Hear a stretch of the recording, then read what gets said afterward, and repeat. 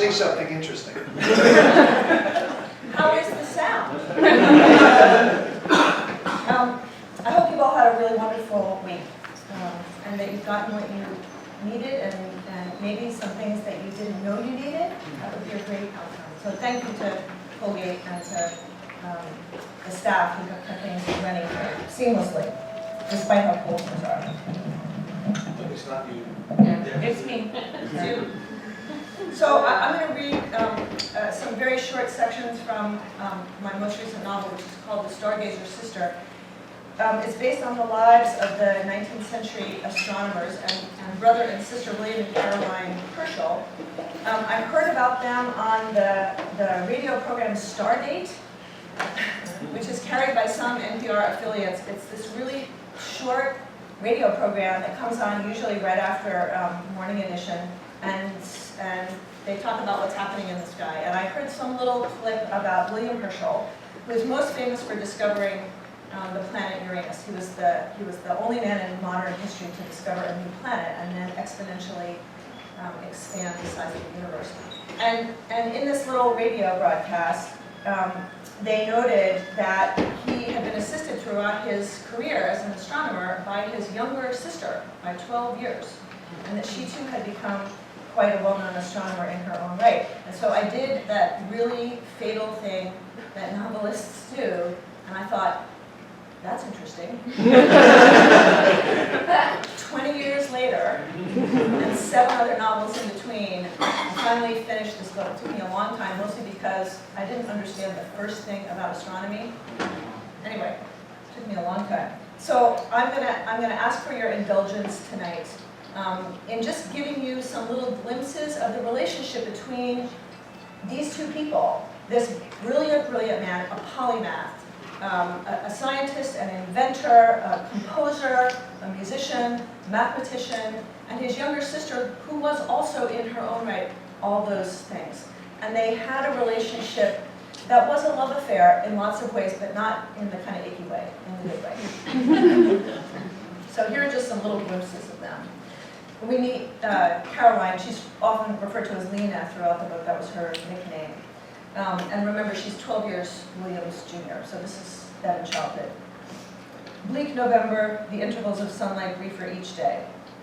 The seasons dwindle in light and early darkness, as if something big leans its shadow against the house, oppresses her. She is 5 years old, happier in summer with its long days and fleets of yellow butterflies in the tall grass.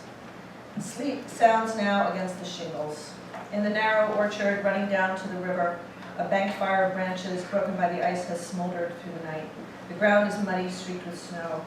From the kitchen window, Lena follows the bright shapes of the copper-colored bantams wandering among the bare trees in the morning light and pecking at the windfall of rotting apples. Clusters of sparks from the bonfire draft upward, a solitary line of smoke against the gray sky. She watches the bantams, heads to the ground, proceed in the cold mist like a line of orange fire down through the orchard toward the river. Flocks of blackbirds contract over the fields on the far shore, looking for gleanings. It is early, the moon still visible in the morning sky. William, who is almost 17 and knows everything about the world, says creatures live on the moon and even on the sun. They live on every planet, in fact, he tells her, but they need very big heads to withstand the force of the atmosphere. She has tried to imagine such creatures.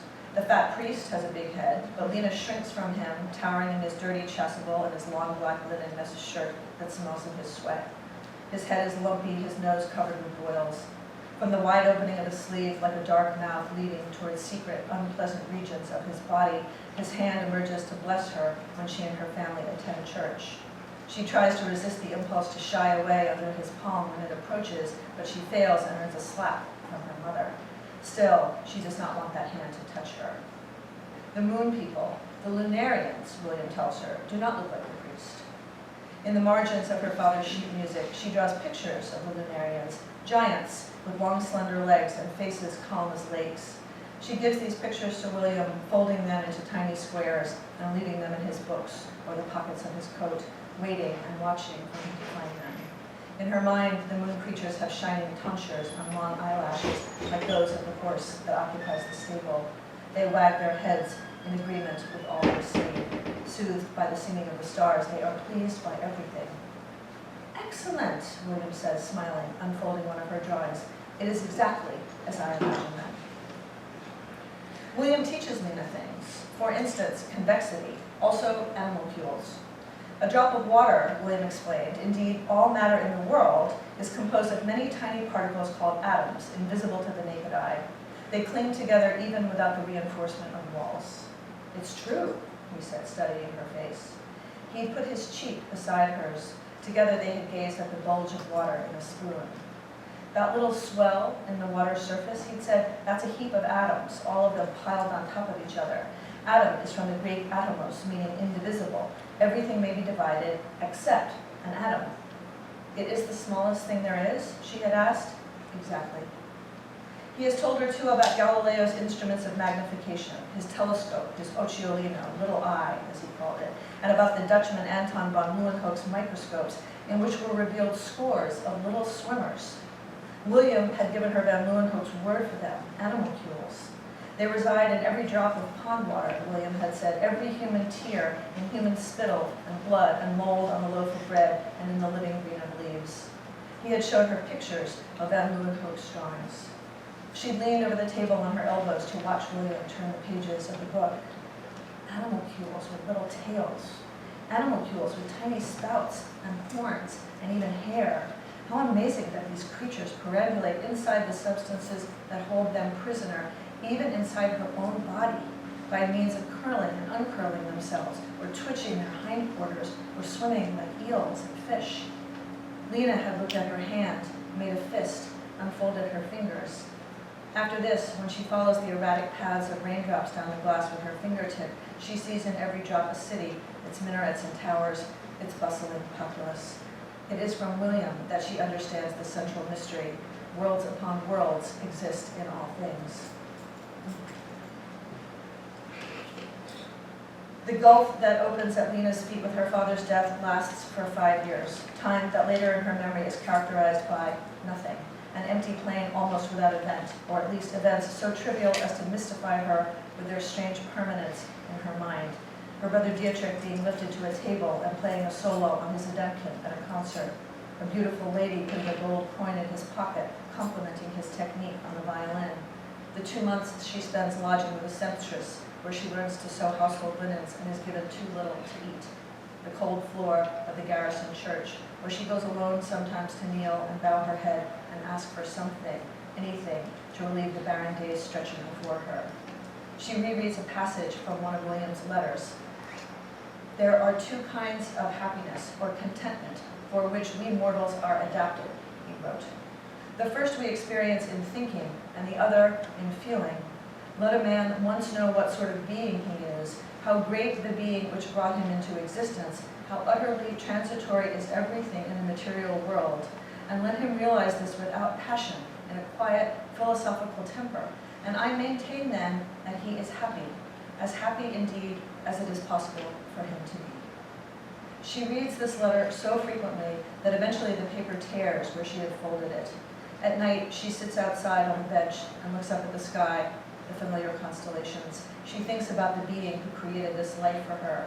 She knows that it is, as William said, transitory, but she does not know where she might find a quiet philosophical temper in which to bear it while it is still hers to live.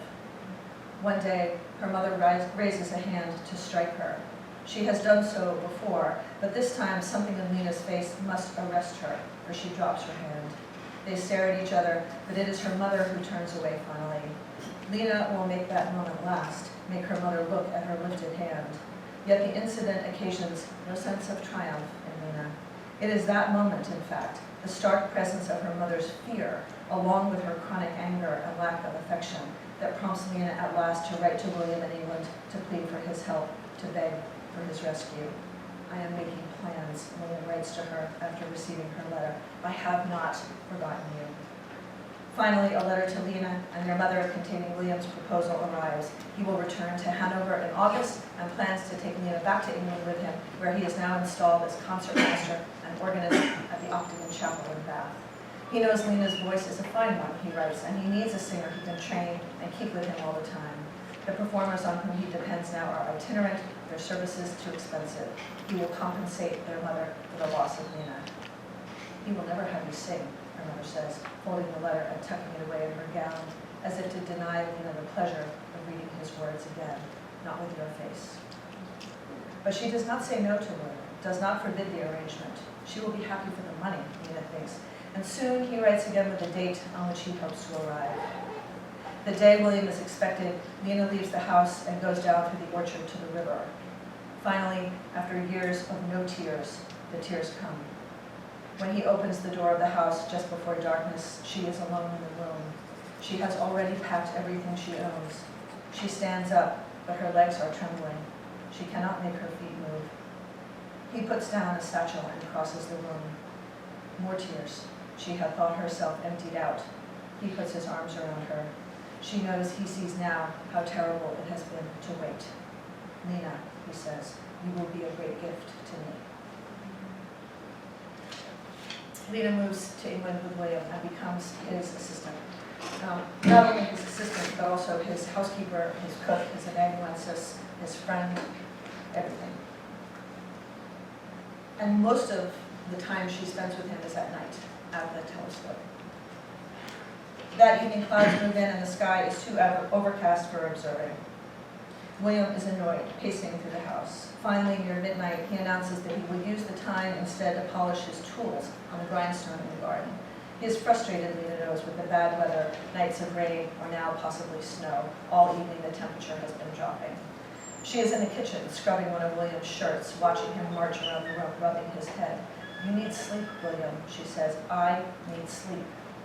He has worked several days at the lathe. She has lost count of how many hours, as well as at the telescope each night. He must be tired, she thinks. William ignores her and moves past her down the passage to the workshop. She leaves his shirt soaking and follows him. He begins to gather his tools. Why don't you rest tonight? She says. Surely that can wait. What are you doing? If you are in need of sleep, he says, no one is preventing you from taking it. I will sharpen some of these. They are no good to me if they are dull. She watches him for another minute. She has the sense that he has insulted her in some way, accused her of laziness. Fine, she says. Go sharpen your dull tools. She leaves him, untying her apron as she goes and dropping it on the floor of the kitchen. She has had enough for the day. Suddenly, their life, the constant work, William's obsessive ambition and drive, makes her feel profoundly, unmistakably lonely. She climbs the stairs to her attic and washes her face in the basin. She sits on the bed, looking at the stack of books on the floor. She picks up a volume and leaves through the pages in a desultory way, and she has decided to blow out her candle when she hears William downstairs calling to her. In the kitchen, she finds him white-faced, holding one hand wrapped in her discarded apron. Blood has soaked through the cloth and drips onto the floor. Sit down, she says, frightened at the amount of blood. Sit down, William, for God's sake. She fetches hot water, a basin. He is too stubborn. It is a selfishness in him to be so obstinate, to sacrifice his health and safety in these ways. On the nights when he cannot go out to look at the stars, he is morose and silent, withdrawn. He reminds her of those moments of their father, and what would she do if anything were to happen to William? What would happen to her life? She is entirely dependent on him. Once her music career commences, there may be income there, but she knows that she is not ready yet, and the likelihood of her supporting herself by her voice is so small as to be worth nothing. Perhaps it will never come to pass at all. And of course, there will be no husband for her, none of that protection, whatever its price, which is afforded most women. She recoils when she unwraps the apron. One of William's fingernails has been ripped off completely. The exposed flesh is the white of a fish's belly and pulsing blood. William turns aside. Yes, she says, you cannot look, but I will have to.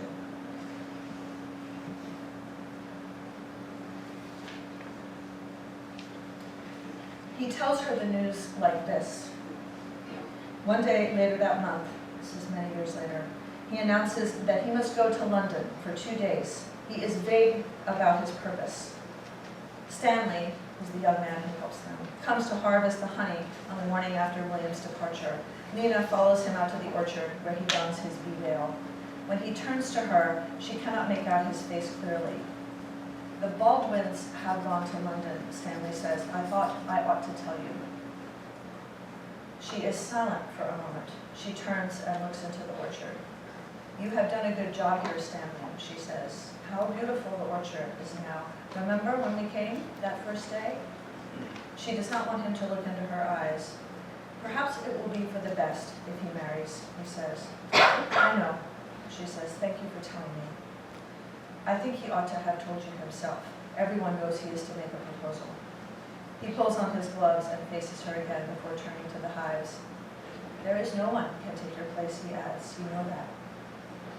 2 nights later, when William comes home, she is working in the laundry, which is also their study. "Stand up," he says without preamble in the doorway. His eyes are glowing and his color is high. He looks wonderful, as healthy and fit as he has in years. "You are to have a new sister," he says. He stops. "Well, what have you to say to me?" "It is very good news, William," she says with formality. "I am very happy for you." He stands still. For a moment they regard one another. A breeze from the window stirs the papers on the table. Then he comes forward and grabs her shoulders, gives them a shake. "I knew you would come round," he says. "I told Mary that you would. She's very afraid of you, you know." He kisses her cheek. "Well, we shall be a family now, yes?" he says. That night, when Lena retires to her room, she picks up her daybook. She sits at the table by the window, a candle beside her. She looks out into the darkness. There are clouds. It is no night for viewing the stars. Only the moon is visible from time to time, its familiar face appearing when clouds part. She writes the date, August 12, 1788, in one sentence. "My brother is engaged to Mary." There seems nothing more to say, or nothing more she will commit to paper.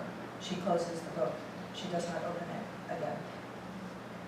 The wedding is small, just the 2 families, though the Baldwins are great in number and a few friends. The littlest Baldwin brothers and sisters strew rose petals outside St. Lawrence's Church in Upton. Lena seats herself across the aisle from the Baldwins. She hears people enter the small church behind her, but she does not turn around. Then she feels a hand on her shoulder and turns. Stanley has taken a seat in the pew behind her. Sarah, beside him, smiles at Lena, but there is sympathy in her expression. Lena touches Stanley's hand and then turns back to face the priest and to regard William's and Mary's backs as they stand together at the altar. When they kneel, Lena looks up at the sunlight pouring down through the narrow stained glass windows, dropping color across the floor and over her hands folded in her lap. She wears the green dress that she wore for her first performance at the Octagon. The silk is thin in places. Sarah, who is clever about such things, has trimmed it for her, but she feels patched and shabby. She is aware of her scarred face for the first time in many years, the typhus pits. She is aware of the oddity of her physical presence. She is smaller than many of the Baldwin children with their perfectly milky skin and fine yellow hair. Her gloves, too long for her arms and yellowed, have had to be rolled at the elbow. She remembers the wedding in Hanover so many years before, the boys singing in the street afterward. "This is the great mystery," the priest had said. "Your wife will be like a fruitful vine within your house. Your children will be like olive shoots around your table." And she remembers her father moaning from his chair before the fire, "Oh, my dear, you are neither handsome nor rich." One of the things that Lena does after William marries is that she is essentially banished from the house. She finds lodgings near the house that she lived in for many years with William and his sister, but she continues to serve as William's assistant and often has to cross several fields at night after dark when she is going to join him at the telescope. One evening she falls and sprains her ankle very badly. She has also suffered all her life from migraines, probably a result of the experience with typhoid that she had as a child, and she suffers as many migraine sufferers do with spots in her vision, bad spots in her vision. She's put to bed after this fall in her own house. And she's advised by their local physician that she should practice being blind. She should spend at least a couple of weeks in a darkened room pretending to be blind, practicing being blind, so that if that eventuality occurs, she will be able to navigate her immediate surroundings. She sleeps a great deal over these days. Her dreams are populated by creatures, foxes and stoats that hurry through the night over the white surface of the frozen field surrounding the 40-foot telescope and its scaffolding. In her dreams, when she holds aloft a lantern, the animals turn to her for a moment, their eyes flashing in the dark. Though she behaves as if she thinks Dr. Onslow's warning is absurd, the thought of going blind frightens her so much that in fact she scarcely opens her eyes at all, much less to practice trying to feel her way around the bedroom, hobbling on her sore ankle. She lies in bed, her ankle bound. She hopes that tears, when she cannot prevent them, do her eyes no harm. She awakes one night during this confinement to the sound of her bedroom door opening. A candle flickers in the hall, and she shrinks from its light. A man's shape appears, William. He is carrying something large. He enters the room. She smells snow. She struggles to sit up in bed. What time is it? She says. William. William is in his 70s now. For some months, Lena has written all his letters for him, passing them to him for his shaky signature, for he can no longer control a steady trembling in his hands. Yours most constantly, he appends, the words falling down the paper. Yours most faithfully, adieu. It seems impossible that he should be with her now on this night, that he should have walked from Observatory House in the snow to her cottage and carrying his cello. He takes a seat on the small chair by her bedside, the cello balanced between his knees. He bends his head, lowers his familiar profile, lifts the bow. She smells the rosin used to make the bow's action smoother. She sees bright epaulets of snow on William's shoulders. Do you remember this, Lena? He says.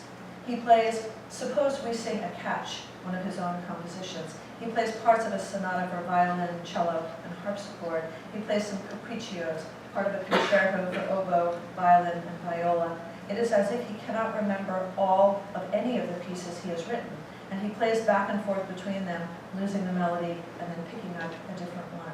It is a concert most disjointed and strange, William's head hanging lower and lower as the night goes on, as if the notes he wants are in the floorboards at his feet, and he must coax them up from the ground. She knows that he has not played much of late, but the music, the bow drawing out the note, is both sweet and sad and kind, and holds in it every season and the singing of the stars. She remembers what it was like all those years when they were alone together, how happy she had been, everything he had taught her, everything she had learned. She gazes at him from the pillow, making no effort to rest her eyes now. She wants nothing more than to hold this picture of him beside her. They are alone together again, just the two of them. Even late at night at the telescope over these last few years, Lena has been aware of Mary asleep in her and William's marital bed at Observatory House, aware that William would join Mary there before the sun rose. She hated herself for her lingering anger at him. It was only reasonable that William should want a wife, and Mary is a good woman, thoughtful, eager to please. The years when Lena was everything to her brother seemed to have taken place long ago. We never speak of love, you and I, William says over his playing. Do you know that? Later, she feels his fingertips on her face, the back of his hand brushing her cheek. In the morning, she thinks she might have dreamed it, her brother's appearance in her room at some dark hour, the notes of the song, the snow that fell from his coat to her bedclothes when he bent over her, his touch. Had he said it? Never could have done any of it without you, dear one. He had. Nonsense, she had said. It was all you, William. She remembers the music, remembers putting out a hand and touching William's cold sleeve, his warm fingers closing over hers. When she puts her bare feet to the floor and stands up that morning, the boards are still wet where the snow had fallen from his coat.